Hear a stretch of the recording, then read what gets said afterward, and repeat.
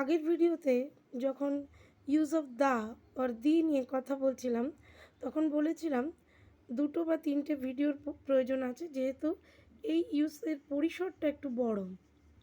আর একটা পয়েন্টে বলেছিলাম প্রজাতি বা জাতি তার আগে দি বা দা বসে, কিন্তু মনুষ্য জাতি এর ক্ষেত্রে কিন্তু দি বা দা বসে না।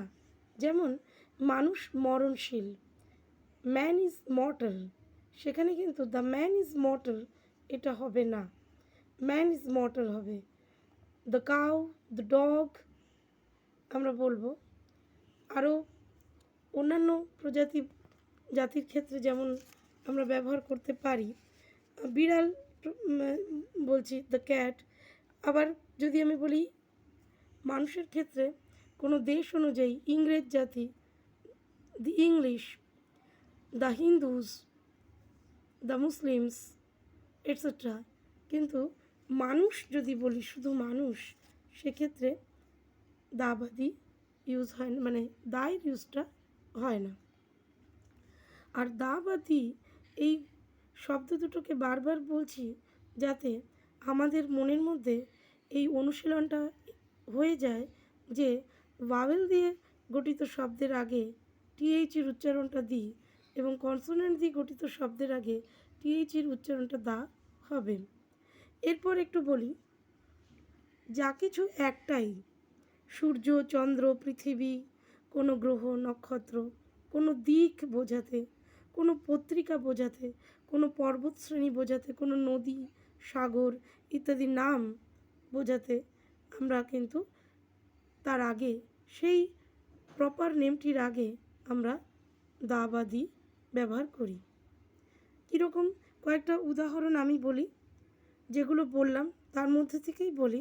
The sun, the moon, the east, the north, the Ramayana, the summer, the rainy season, the autumn, the Punjab, the Ganga, the Himalayas, the Arabian Sea, the Pacific Ocean, the Philippines, the Anandabazar Putrika, the sky, the earth, the west, the south, the Mahabharata,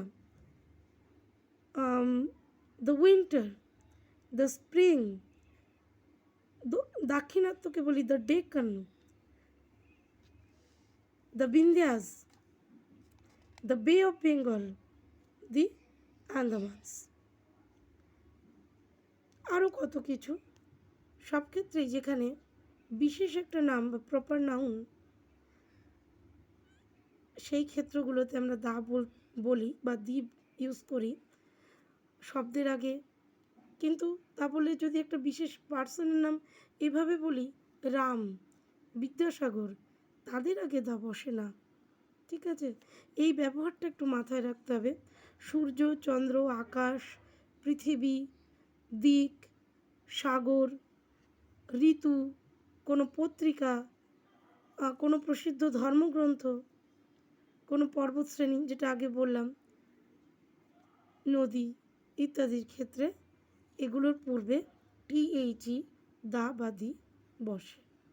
ঠিক আছে, পরের ভিডিওতে আমরা আরেকটু কথা বলবো। আজ এই অবধি।